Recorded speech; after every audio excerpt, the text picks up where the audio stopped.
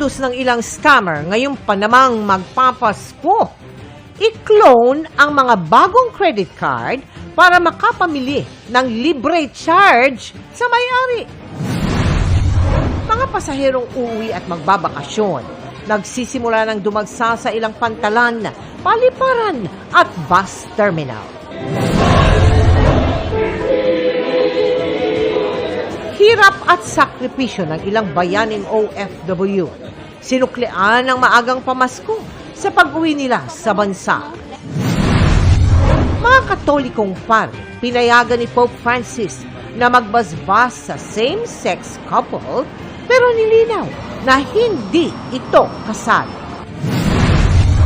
Pakikipagdiplomasya ng Pilipinas sa China patungo sa hindi magandang direksyon ayon sa Pangulo. Anya, kailangan ng malakihang pagbabago sa pakikitungo sa China.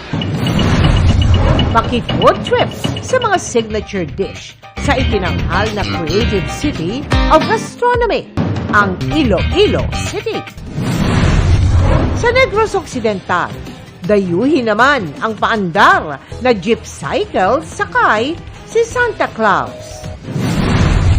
At from beauty queen to action star real quick, ang mga aabangan kay Michelle Marquez V na sasabak na sa maaaksyong eksena sa Black Rider.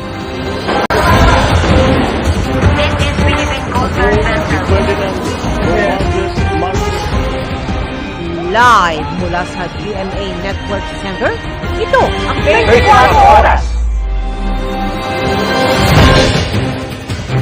Magandang gabi po, Luzon, Visayas at Mindanao.